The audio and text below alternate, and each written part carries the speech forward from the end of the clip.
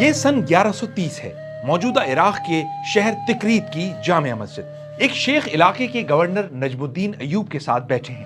دونوں کے درمیان انتظامی اور سیاسی معاملات پر گفتگو چل رہی ہے کہ اچانک پردے کے پیچھے سے ایک لڑکی کی معصومانہ آواز آتی ہے، شیخ آپ نے حاضری کا حکم دیا تھا؟ شیخ گورنر کی طرف معذرت بھری نگاہوں سے دیکھتے ہیں اور قطع کلامی کی معذرت کے بعد لڑکی سے شکوہ کرتے ہیں، اللہ کی بندی تم نے پھر رشتہ ٹھکرا دیا، اس بار تو مجھے یقین تھا کہ یہ رشتہ ضرور پسند آئے گا۔ پردے کے پیچھے سے جواب ملتا ہے، شیخ لڑکا خوبصورت تھا، مالدار بھی، لیکن میرے لائق نہیں تھا۔ بیٹا آخر تم چاہتی کیا ہو؟ شیخ زور دے کر پوچھتے ہیں۔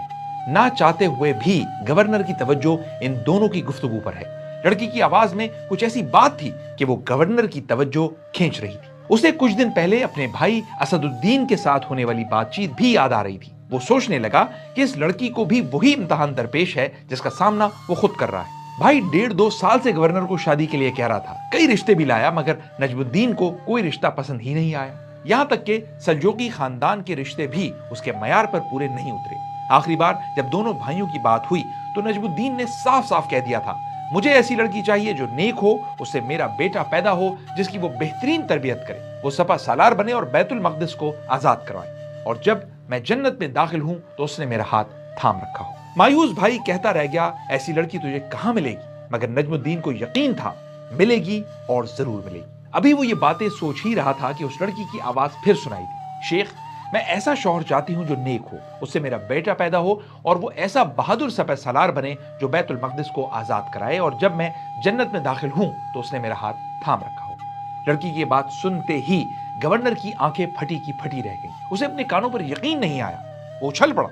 اسے لگا یہ لڑکی خدا نے اسی کے لیے بھیجی ہے، ان کا جوڑ تو آسمان پر بنا دیا گیا ہے۔ اس نے فوراً شیخ سے کہا، شیخ میں کروں گا اس لڑکی سے شادی۔ شیخ نے کہا، نجم الدین یہ بہت غریب لڑکی ہے، مجھے دولت نہیں ایمان چاہیے۔ پھر تاریخ نے دیکھا کہ اس جوڑے کے ہاں ایک بچہ پیدا ہوا جو واقعی ایک عظیم سپہ سالار بنا، بیت المقدس بھی فتح کیا اور سلطانوں کا سلطان کہلایا۔ وہ بنا سلطان صلاح الدین یوسف بن ایوب، جسے دنیا آج جانتی ہے صلاح الدین ایوبی کے نام سے۔ اس عظیم سلطان کے بارے میں آج آپ کو بتائیں گے، لیکن پہلے ضروری ہے کہ آپ چینل سبسکرائب کر لیں اور بیل آئیکن دبانا نہ بھولیں۔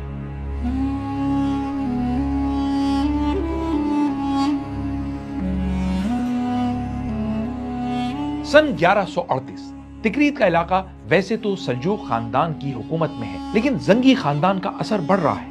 ایک دن زنگی خاندان کا ایک لشکر جنگ ہارنے کے بعد شہر کے کنارے دریائے دجلہ پر پہنچا۔